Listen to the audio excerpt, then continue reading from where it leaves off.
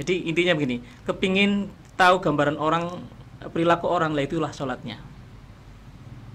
Kelakuan seseorang itulah sholatnya, ataupun akhlak seseorang itulah sholatnya. Kalau sholatnya baik, dia akhlaknya karimah. Tapi kalau sholatnya masih belum sempurna, bisa jadi banyak hal-hal yang nanti di dalam perilakunya, di dalam keluarga, di dalam masyarakat, teman kerja, itu akan terlihat. Mungkin salah satunya pelit. Berarti belum memahami filosofi assalamualaikum, tengok kanan tengok kiri sebagai hablum minannas, sebagai makhluk sosial. Jadi itulah gambaran sholat kita, adalah hidup kita itu nanti adalah gambaran dari sholat kita. Jadi intinya sholat itu menjadi penting sekali di dalam kehidupan kita sebagai makhluk. Dan tidak boleh ditinggalkan gitu ya Pak. Nah, pasti.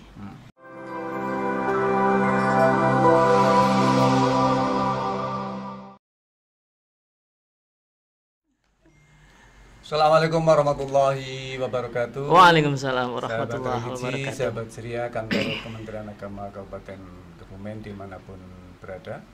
Alhamdulillahirrahmanirrahim. Kita berjumpa lagi di podcast Ceria, cerita ilmu dan agama. Dan tentu saja masih bersama saya Fauzan Bakhtiar. Dan kali ini saya ditemani oleh Bapak Haji Khalid Fikri. Selamat sore Pak Haji. Selamat sore Pak Fauzan, calon jamaah haji Indonesia tahun ini. Amin. Ya. Pak Haji Khalid Fikri ini adalah penyuluh agama Islam Maja ya Pak. Sekarang sudah Maja di KUA Kecamatan Seruang. Iya, betul. Kalau dulu sering bersama saya karena spesialisasinya adalah moderasi beragama. Tapi kalau sekarang apa Pak? Keluarga Sakinah. Oh, keluarga Sakinah. Iya. Bergantian. Tapi hari ini kita tidak akan ngobrol tentang moderasi beragama, tidak ngobrol tentang keluarga Sakinah, tapi kita akan ngobrol tentang sholat ya. Iya, siap. Hal-hal yang terkait dengan sholat. Pentingnya sholat itu untuk apa sih bagi kita, dan sholat itu sendiri apa? Mungkin bisa dijelaskan langsung Pak Haji Khalid. Sholat itu sendiri apa itu? Ya. Terima kasih sahabat religi yang dirahmati Allah. Alhamdulillah di puasa sore hari ini kita masih harus semangat ya Pak Fauzan. Harus semangat ya. Karena kemarin saya sempat agak ada sesuatu yang lucu gitu ya. Baru hari pertama sudah ada status alhamdulillah 29 hari lagi lebaran. Jadi harus semangat gitu ya. Memasuki hari yang sekian kita masih harus semangat. Baik Pak Fauzan, jadi berbicara tentang sholat ya, tentang pentingnya sholat terutama sholat fardu di sini ya.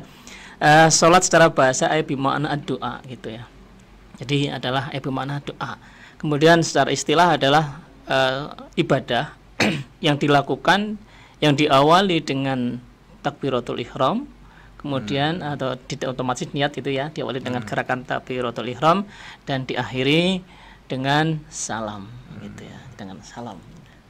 Jadi sahabat ceria, sholat itu adalah satu pekerjaan yang diawali dengan takbiratul ihram dan diakhiri dengan salam, dan di dalamnya itu ada syarat rukun dan lain sebagainya ya, yang harus dipenuhi untuk melaksanakan ibadah sholat itu, termasuk mungkin harus wudhu sebelumnya, menutup aurat dan lain sebagainya gitu ya Pak.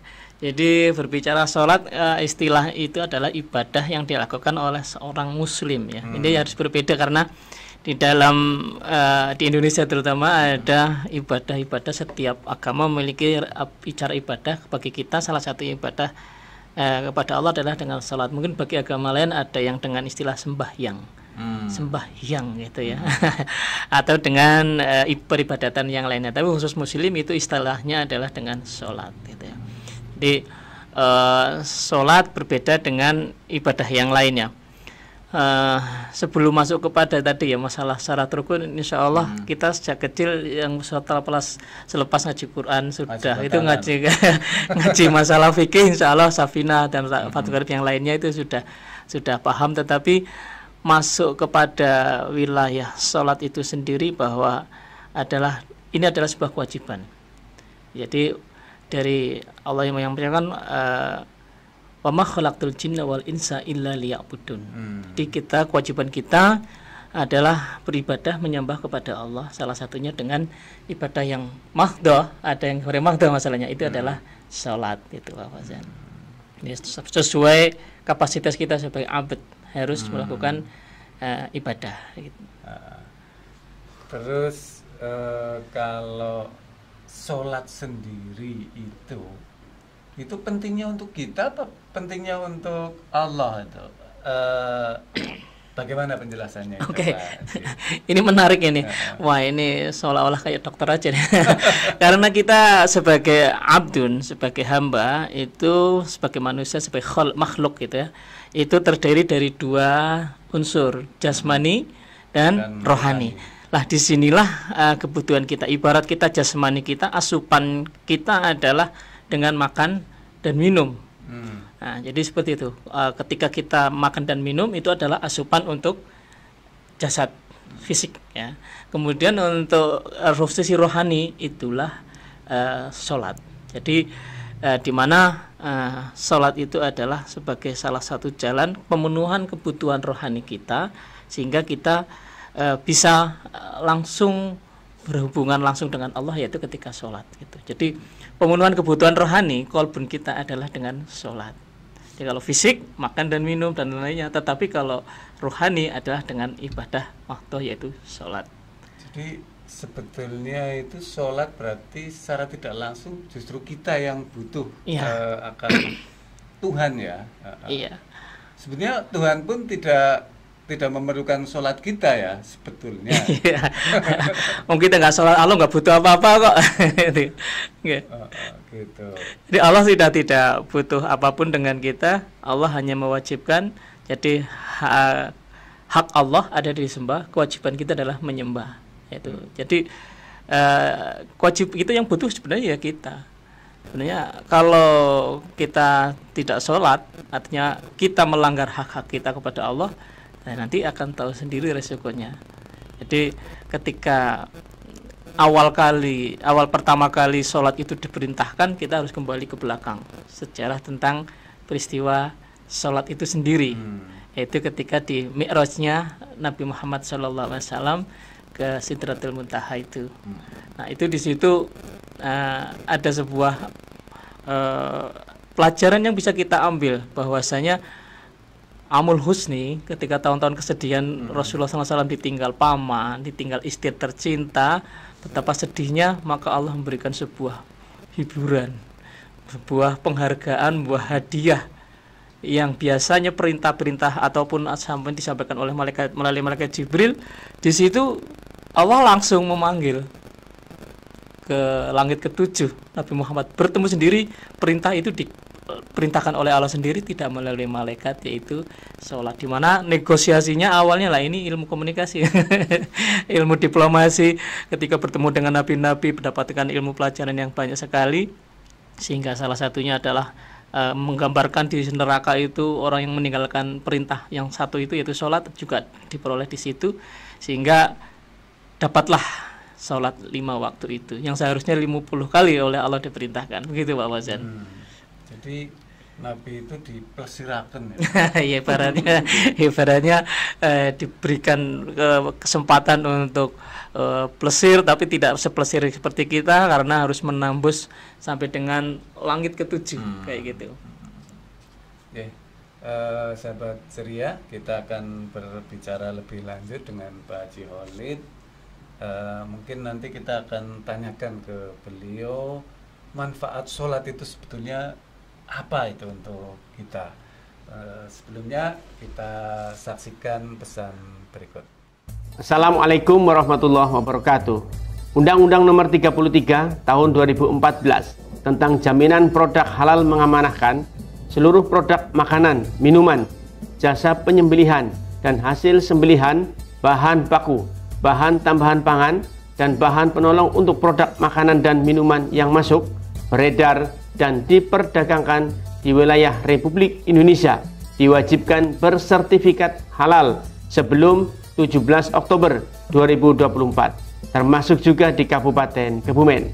Ayo, Segera daftarkan produk Ibu Bapak ke Dinas Penanaman Modal dan Pelayanan Terpadu Satu Pintu Kabupaten Kebumen untuk mendapatkan NIB, dan segera daftarkan ke aplikasi Pusaka Kementerian Agama untuk memperoleh sertifikat halal secara gratis.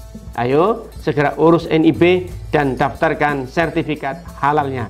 Ingat, gratis, tis. Para pendamping halal juga siap membantu pengurusan di Mall Pelayanan Publik Kabupaten Kebumen atau di KUA terdekat. Halal Indonesia untuk masyarakat dunia.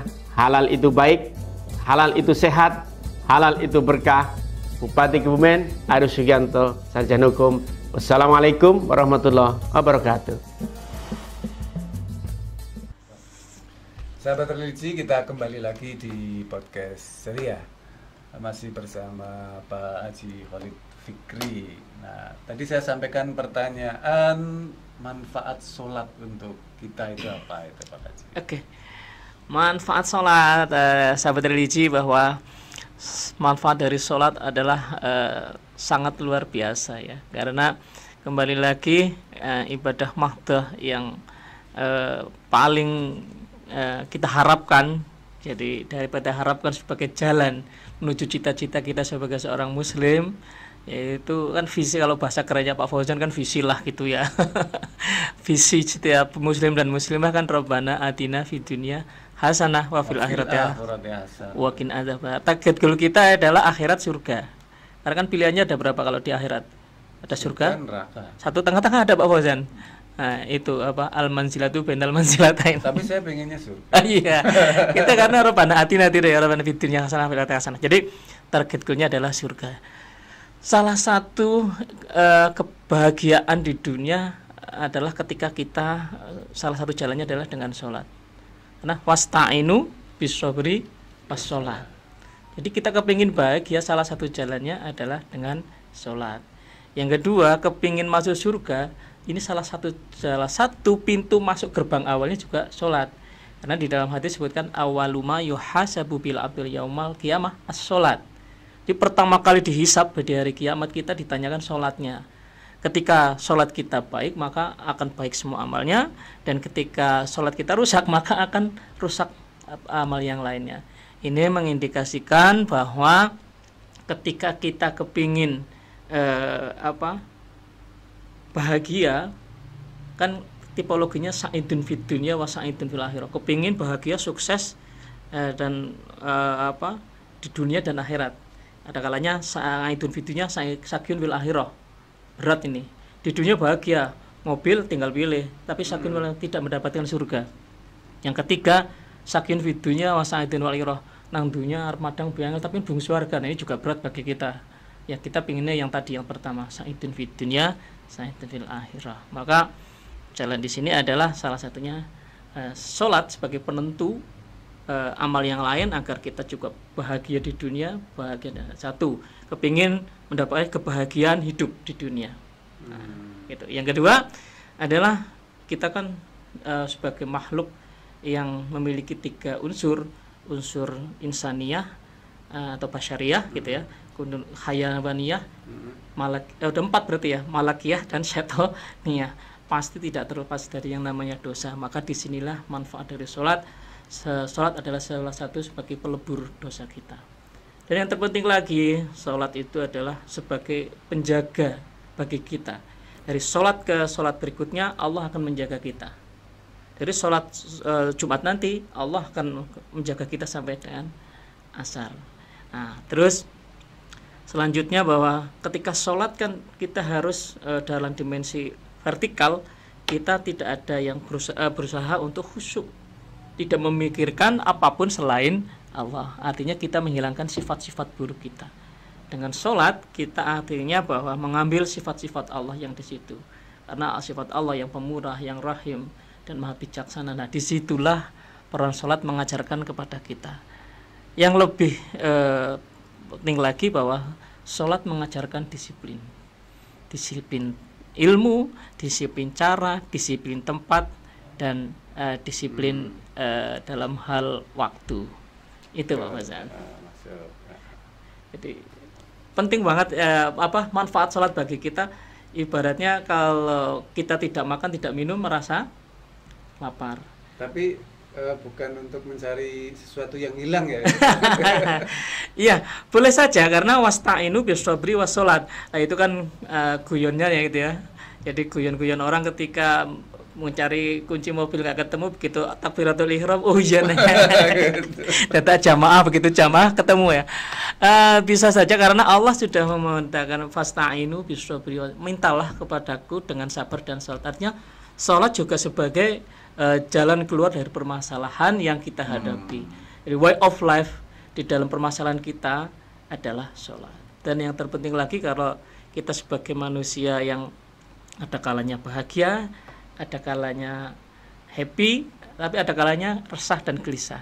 Nah, inilah fungsi sholat, bahwasanya dengan adanya sholat itu akan menenangkan jiwa kita, rohani kita.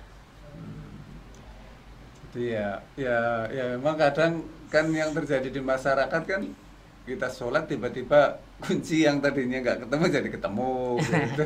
Nah, itulah unsur ada basyariyah, ada malakiyah, kemudian syaitoniyah, hayawaniyah.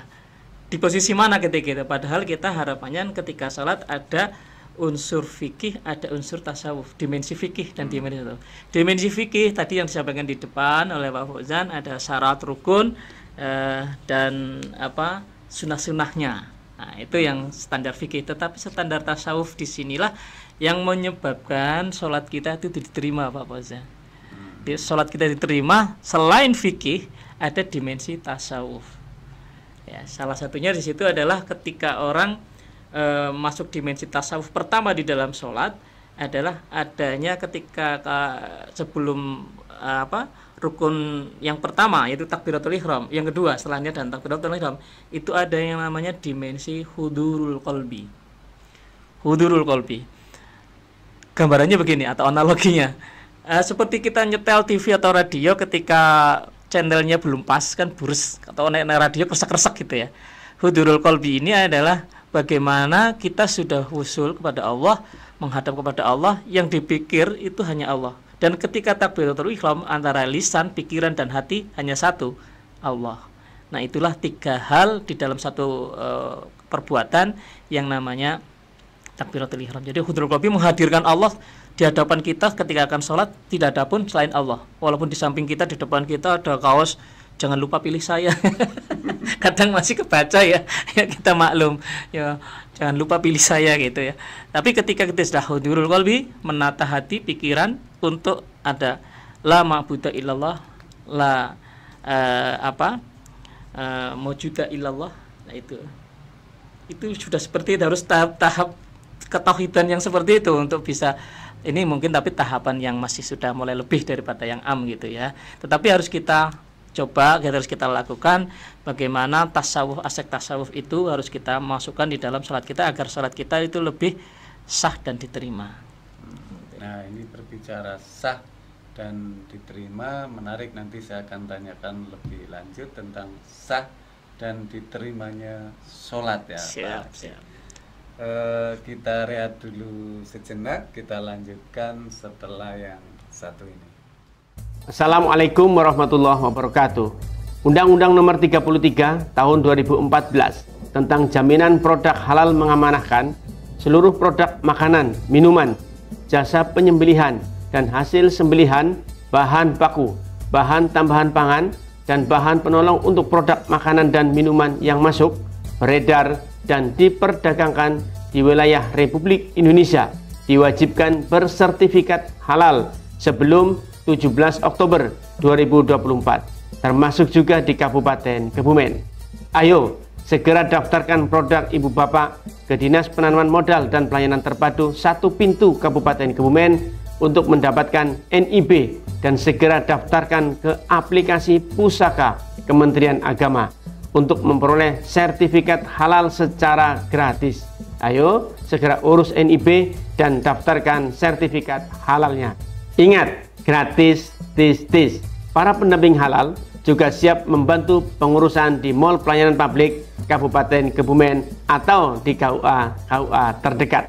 Halal Indonesia untuk masyarakat dunia. Halal itu baik, halal itu sehat, halal itu berkah. Bupati Kebumen, Arie Sugianto, Sarjana Hukum. Wassalamualaikum warahmatullahi wabarakatuh. Sahabat religi, sahabat ceria, alhamdulillah kita masih bersama dengan Pak Haji Khalid Fikri. Tadi sempat disinggung sah dan tidaknya sholat itu. Ya. Nah, mungkin bisa dijelaskan itu Pak Haji. Baik Pak Fauzan. Jadi untuk sah secara syar'i itu adalah aspek fikihnya, bahwa kita harus mengetahui syarat sholat, itu kemudian rukun sholat dan syarat sholat itu. Kalau syarat sholat adalah satu, dia harus beragama Islam, karena kalau yang tidak beragama Islam tidak diwajibkan untuk sholat seperti itu ya. Kemudian baligh atau berakal. Nah, kemudian tidak haid ataupun nifas. Nah ini syarat sholat. Kemudian kalau syarat sahnya itu salah satunya adalah suci dari hadas besar. Jadi dan juga hadas kecil. Ini syarat sahnya. Yang kedua adalah suci dari pakaian, tempat, dan juga dari najis. Nah, dari badan, pakaian, dan itu suci dari najis. Kemudian menutup aurat. Ini syarat asalnya. Kemudian menghadap kiblat. Inilah keunggulan kita, bahwa seluruh dunia menghadapnya pada satu tempat, mustaqbilal kiblat. Nah, nanti Pak Fauzan ketika di sana sholatnya tidak mustaqbilal kiblat, tapi mustaqbilal Ka'bah. Kalau udah di depan Masjidil Haram ataupun di hotel juga masih bisa dengan mustaqbilal Ka'bah, jangan mustaqbilal kiblat di Indonesia. Dan sudah masuk waktu sholat, itu syaratnya. Kemudian mengetahui rukun-rukun sholat. Nah, kemudian menjauhi semua yang membatalkan sholat. Nah ini penting juga untuk diketahui oleh sahabat religi. Dari rukun sholat itu sendiri, yang pertama pasti niat. Tempat niat mungkin secara lisan itu sebenarnya itu adalah yang diucapkan, tetapi yang sebenarnya adalah nanti di hati ketika takbiratul ihram. Nah kemudian berdiri bila mampu, kalau tidak duduk, kalau tidak mampu duduk, berbaring, tidak berbaring dengan isyarat. Nah itulah Islam indahnya. Kemudian membaca Fatihah, ini penting. Jadi kalau sholat tidak membaca Fatihah tidak sah, ya, tidak sah sholatnya. Kemudian ruku, i'tidal, kemudian sujud, duduk dan tersujud. Nah dari 1 sampai 4 itu semua ada aspek yang namanya tumakninah. Artinya tidak jengklak-jengklak, tapi ada jeda, mungkin kalau hitungan napas ya 2 atau 3 tarikan napas. Jadi ada aspek khusyuannya di situ. Kemudian tasyahud akhir, bacaan tasyahud akhir, membaca sholawat kepada Nabi. Kemudian terakhir adalah salam. Terakhir dari rukun salat itu adalah tertib, tidak boleh dibolak-balik. Itu Pak Hasan. Jadi itulah gambaran bahwa sholat itu menggambarkan nanti setiap gerakannya memiliki makna-makna tersendiri. Kedudukan kita sebagai makhluk yang makhluk spiritual, makhluk sosial. Itu seperti itu Pak Fauzan. Tapi kalau kita melihat, ya mungkin kita sendiri ya, bisa nggak kita mengetahui kalau kira-kira sholat kita itu sah atau diterima, itu gimana itu Pak Haji? Ya mungkin kalau kita sendiri nggak boleh ya mengukur aku berarti ditambah, tetapi kita akan melihat dari aspek khairan nas anfa'uhum linnas, kemanfaatan kita kepada orang lain, kehadiran kita di lingkungan orang lain, di sisi orang lain. Jadi intinya begini, kepingin tahu gambaran orang, perilaku orang lah, itulah sholatnya. Kelakuan seseorang itulah sholatnya, ataupun akhlak seseorang itulah sholatnya. Kalau sholatnya baik, dia akhlaknya karimah. Tapi kalau sholatnya masih belum sempurna, bisa jadi banyak hal-hal yang nanti di dalam perilakunya, di dalam keluarga, di dalam masyarakat, teman kerja, itu akan terlihat. Mungkin salah satunya pelit.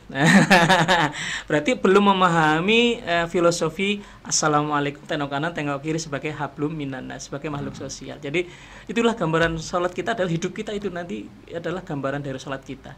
Jadi intinya sholat itu menjadi penting sekali di dalam kehidupan kita sebagai makhluk. Dan tidak boleh ditinggalkan gitu ya. Nah pasti. Karena nanti kalau sudah ditinggalkan statusnya, apalagi disengaja, ini kita langsung mendapatkan predikat kafir. Ya, Jadi bahaya sekali kalau dengan sengaja gitu. Kecuali kalau kita ketiduran ya kita dimaklumi. Oke, terima kasih sekali ini Pak Haji bincang-bincang kita sore ini karena waktunya juga sebentar lagi kita berbuka puasa. Mungkin ada pesan untuk pemirsa yang ada di rumah terkait dengan sholat. Ya, baik. Sebagaimana tadi sampaikan di tengah kita sampaikan wasta'in bis-shabri was-salat. Ingin meraih segala sesuatunya, ingin merubah hidupmu, lakukan sholat. Pingin sukses, sholat. Kepingin mohon maaf memiliki jabatan, memiliki harta, sholat. Perbaiki sholat kita. Kemudian dalam kondisi sesusah apapun, sesulit apapun, jangan berani tinggalkan sholat. Karena kalau kita sudah berani meninggalkan sholat, statusnya menjadi, nah itu yang kita harus hindari. Mudah-mudahan sholat sebagai jalan menuju kebahagiaan kita, jalan menuju surga kita, dan jalan perjumpaan kita kepada Allah Subhanahu wa ta'ala. Amin. Liqa'i Rabbi. Ini yang paling penting. Walaupun di dalam sholat kita sudah berkomunikasi, tapi ketika di surga nanti kita bersama, keindahan yang tak terhingga, kebahagiaan tak terhingga, itu adalah ketika kita bisa sholat kita bisa kita jalankan dengan sebaik-baiknya. Terakhir adalah perbaiki kualitas sholat kita, karena kita tidak bisa tahu kapan ajal itu menjemput kita ya, karena setelah itu nanti bisa dibangunkan yang ditanya sholat kita. Itu mungkin untuk sahabat religi kita, Pak Fauzan. Terima kasih sekali ini Pak Haji bincang-bincang kita sore hari ini. Mudah-mudahan bermanfaat untuk sahabat ceria yang ada di rumah dan dimanapun berada. Dan kata-kata kita hari ini, jangan pernah tinggalkan sholat. Jalani, nikmati, dan syukuri. Assalamualaikum warahmatullahi wabarakatuh. Waalaikumsalam warahmatullahi wabarakatuh.